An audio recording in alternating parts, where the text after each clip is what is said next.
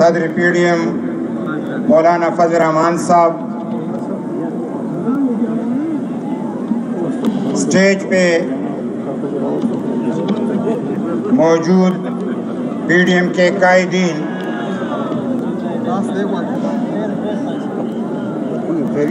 آپ لوگ یہ سوچتے ہوں گے کہ مولانا صاحب نے اتنی فوراً آپ لوگوں کو یہاں پہ آنے کی دعوت کیوں دی؟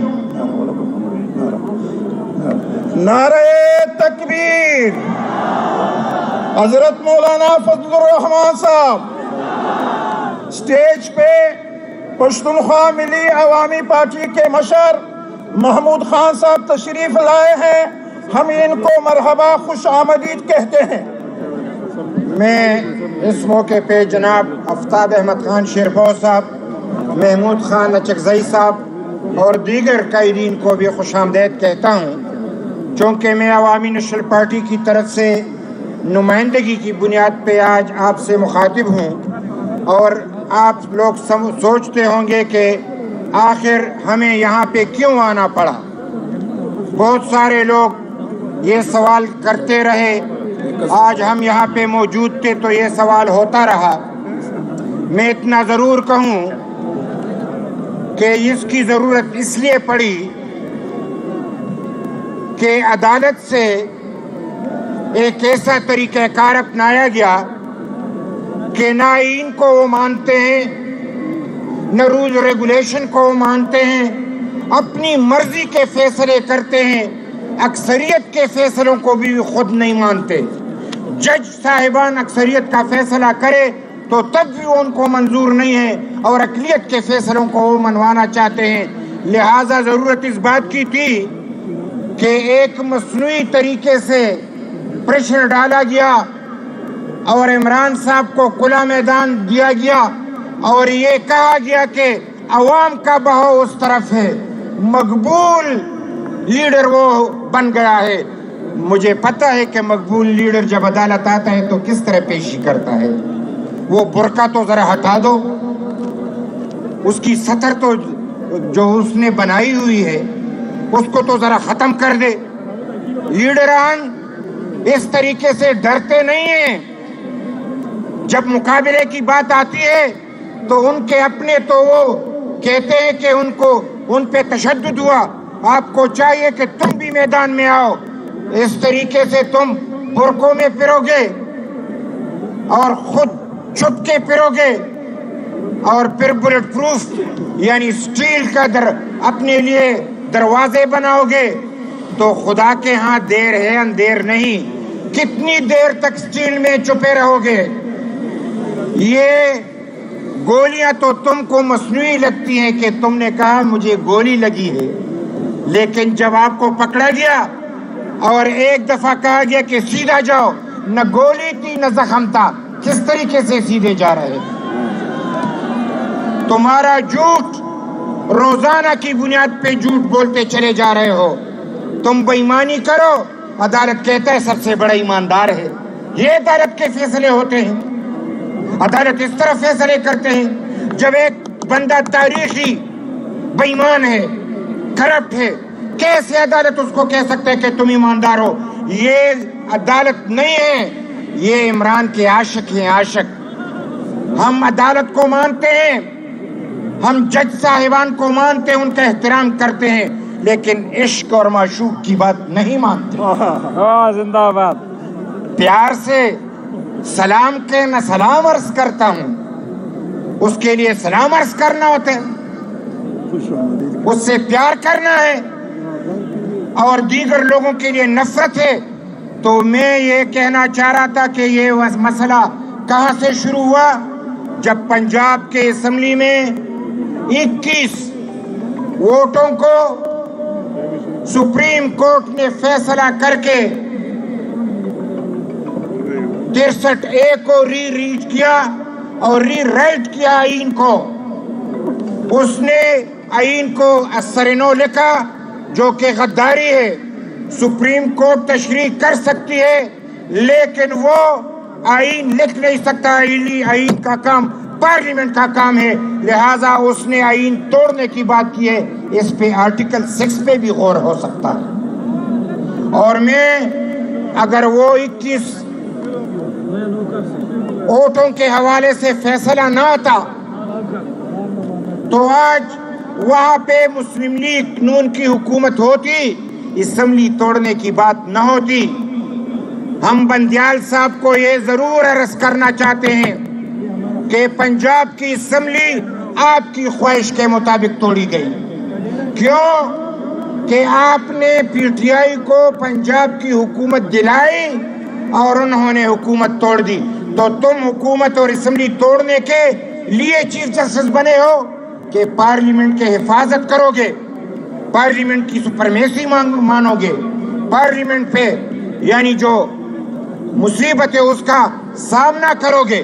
تم نے تو پارلیمنٹ کے خلاف محاذ بنا دیا۔ تمہارے تو آپ نے وہ طریقہ اپنایا کہ اسمبلی پنجاب کی ٹوٹ گئی، وہ بھی غیر آئینی۔ تم نے غیر آئینی طریقے سے پی ٹی آئی کو حکومت دی، حکومت نے غیر آئینی سے اسمبلی توڑی اور پھر بعد میں خیبر پختونخوا کی اسمبلی توڑی اور یہاں سے استعفیٰ دیا۔ یہ سب کے سب کرتوت کس کے تھے؟ اس کے پیچھے بہت قوتیں تھی، لیکن ایک بندیال صاحب کل کے سامنے آ گئے۔ اس نے یہ بیڑا اٹھایا کہ تم کچھ بھی کرو، میں تمہیں تحفظ فراہم کروں گا۔ تحفظ فراہم کرنا خدا کا کام ہے، خدا تحفظ فراہم کرے گا۔ ہم سمجھتے ہیں کہ ہم آئین کی بالادستی کے لیے نکلے ہیں، ہم پارلیمنٹ کی سپرمیسی کے لیے نکلے ہیں، ہم یہاں پہ حق کے لیے نکلے ہیں۔ جو بھی چاہے وہ ایسا جج ہو جو آئین سے منحرف ہو اور وہ عمران کا ساتھ دے، نہ عمران رہے گا نہ وہ جج رہے گا، اور یہ سب کچھ بہا کے لے جائے گا۔ نعرہ تکبیر! ہتھوڑا گردی نامنظور، ہتھوڑا گردی نامنظور، نامنظور، ہتھوڑا گردی نامنظور، نامنظور، نامنظور، نامنظور، نامنظور۔ پھر میں مہنگائی کی بات کرتے ہیں اور کہتا ہے کہ اب تو یہ موجودہ حکومت اس میں مہنگائی آئی، لوگوں کو ورغلانا چاہتے ہو، بےایمانی پہ بےایمانی کرنا چاہتے ہو۔ کیا تمہیں پتہ نہیں ہے کہ یہ مہنگائی کیوں آئی؟ تم نے آخری وقت میں IMF کے فیصلوں سے انحراف کیوں کیا؟ کس کے کہنے پہ کیا؟ یہ صرف عمران نہیں ہے، یہ صرف بندیال صاحب نہیں ہے، اس کے پیچھے ایک مافیا ہے، مافیا، اور وہ مافیا مل بیٹھ کے فیصلے کرتے ہیں کہ نئی حکومت کو چلنے دیا جائے گا، اور عمران جاتے جاتے ایسے فیصلے کر جائیں گے کہ موجودہ حکومت دلدل میں پھنس جائے گی۔ تو انہوں نے IMF کے معاہدے کو توڑ کے رکھ دیا۔ آج حالات اتنے خراب ہیں کہ IMF سے معاہدہ نہیں ہو پا رہا، اس لیے مہنگائی بڑھی ہے۔ عزیز ساتھیوں، آج پاکستان میں اگر مہنگائی ہے تو PTI کی وجہ سے ہے، عمران کی وجہ سے ہے، اور اگر ہمیں حقیقی معنوں میں مہنگائی کا خاتمہ کرنا ہے تو PTI کی دہشت گردی کی سیاست کو ختم کرنا ہے۔ یہ جس طریقے سے یہاں پہ انہوں نے موجودہ حالات خراب کیے اس کو ختم کرنا ہے۔ اور میں ایک بات کہتا چلوں، میرے بزرگ یہاں پہ کھڑے ہیں کہ 2013 میں جیو پہ ایک گریٹ ڈیبیٹ کا پروگرام ہوا کرتا تھا، تو مجھ سے انہوں نے ایک سوال کیا، میں چاہتا ہوں کہ اس کو ذرا غور سے سنیں، 1 منٹ کا یعنی ایک واقعہ ہے، لیکن میں نے 2013 میں کہا کہ ہم چونکہ 2008 سے لے کر 13 تک خیبر پختونخوا میں ہماری حکومت تھی، دہشت گردی عروج پہ تھی، ہم نے جانوں پہ کھیل کر دہشت گردی کا مقابلہ کیا، ہم نے اپنی جانیں دی لیکن دھرتی کی حفاظت کی اور ملک کی حفاظت کی۔ ہم نہ ڈرے نہ جھکے، جو ڈرے گا ہر بار مرے گا، جو نہیں ڈرے گا وہ ایک بار مرے گا۔ ہمیں ایک بار مرنا قبول ہے، بے غیرتی کی زندگی قبول نہیں ہے۔ تو میں نے ان سے عرض کیا کہ دہشت گردی کا میدان میں ہم نے مقابلہ کیا. بندوق کے ذریعے دہشت گردوں نے حکومت پہ قبضہ نہیں کیا. اب کیا منصوبہ ہونے جا رہا ہے؟ کیا منصوبہ بنایا جا رہا ہے کہ پارلیمنٹ کے ذریعے دہشت گردوں کو وہاں پہ برا جمع کیا جائے اور پارلیمنٹ میں لیا جائے تاکہ قانون اور آئین بھی وہ اپنے لیے بنائے.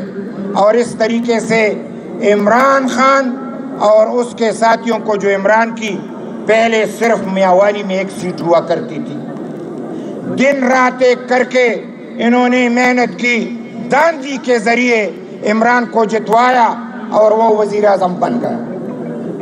اور وہ دہشت گردی آج آپ دیکھ رہے ہیں. سوشل میڈیا پہ حکومتی پیسے خرچ کیے گئے، اپنے ساتھیوں کو ٹریننگ دی گئی، پیٹرول بم بنانے کے طریقے سکھائے گئے، پولیس پہ حملے کرنے کے طریقے سکھائے گئے، سیکیورٹی ایجنسیوں سے مقابلے کرنے کے طریقے سکھائے گئے. انہوں نے اپنے لیے مورچے بنوائے. ہم نے پیار سے سیاست کی، ہماری غداری کی داغ نہیں مٹ سکی.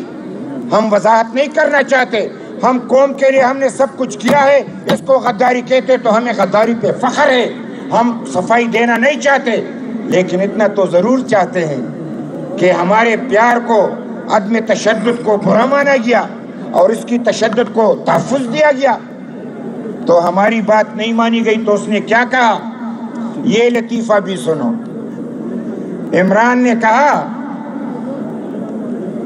کہ جو لوگ گرفتار ہوئے ہیں اور جس نے دہشت گردی کی ہے، ان کو میں نہیں جانتا، یہ میرے نہیں ہیں. یہ کتنا عجیب لطیفہ ہے.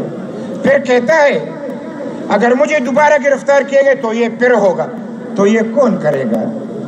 یہی لوگ کریں گے نا. تو پھر کیسے کہ تو یہ میرے بندے نہیں ہیں؟ تمہارے ہی بندے ہیں لیکن تم منکر ہو. اور پھر کیا کہتے ہیں؟ تحقیقات ہو لیکن میرے کسی پہ اعتماد نہیں ہے، صرف سپریم کورٹ، ہائی کورٹ وہ جو ہے فیصلے کریں گے، یعنی تحقیقات کریں گے. وہ تحقیقات جنہوں نے یہ فیصلہ دیا کہ تمام مقدموں میں اس کی ضمانت منظور، لیکن اب آئندہ جو جرم اس نے نہیں کیے اور اگر وہ کر بھی بیٹھے تو ابھی سے ان کو ضمانت اس کی منظور ہے. یہ بات آپ کو سمجھ آ رہی ہے؟ اس سے بڑا لطیفہ ہے. جج صاحبان، اگر آپ اس طریقے سے اندھادھند فیصلے دیں گے تو عوامی طاقت کا پھر تمہیں سامنا کرنا ہوگا. آج میں صرف، چونکہ میرے بڑے یہاں پہ کافی موجود ہیں، ان کو بھی بات کرنی ہے. موسم کا بھی خیال رکھنا ہے. اچھا ہے کہ ہوا چل رہی ہے، لیکن ہم اتنا آپ تمام ساتھیوں پہ واضح کرنا چاہتے ہیں کہ اگر مشکل وقت، اس سے بھی زیادہ مشکل وقت آیا تو ہم مشکلات کو یعنی فیس کرنا جانتے ہیں، انشاءاللہ ہم مقابلہ کرنا جانتے ہیں. تم ایک دن کی جیل نہیں کاٹ سکتے. میں تو فخر افغان بادشاہ خان کا ادنا سپاہی ہوں اور 38 سال اس نے جیل کاٹیا. 38 سال. ولی خان صاحب نے 16 سال جیل کاٹی. ہم نے تو کبھی فریاد نہیں کی.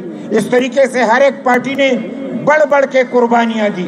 میں ان کو گنوں گا تو وقت لگے گا، لیکن ہم قربانی دینا جانتے ہیں، مقابلہ کرنا جانتے ہیں. اگر جج صاحبان نے آئین کی خلاف ورزی نہ چھوڑی اور آئین کی خلاف ورزی کرتے رہے تو ہم مجبور ہوں گے کہ ہمارے قائدین فیصلہ کریں گے تو ہم ان ججوں کو نہیں مانیں گے جو آئین کو نہیں مانتے، بے شک جو آئین کی خلاف ورزی کرتے ہیں. ہم ان ججوں کو مانیں گے جو آئین کی پاسداری کریں گے اور پارلیمنٹ سپریم میں پارلیمنٹ کی سپریمیسی کو مانیں گے. زگرانو ملګرو، ستاسو د ټولو ډیره مهرباني، زړه مې ستړی شو. یو خو په اردو کې ډېر ګران کار دی، خو به هر کیف دا د دې حکم و. زه تاسو نه د پښتو په دې شعر اجازت غواړم.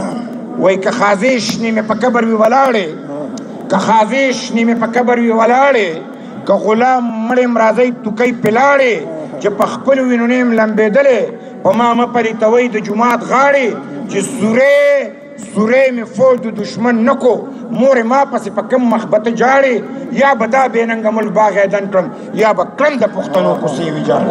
ماشاءاللہ بہت اچھا.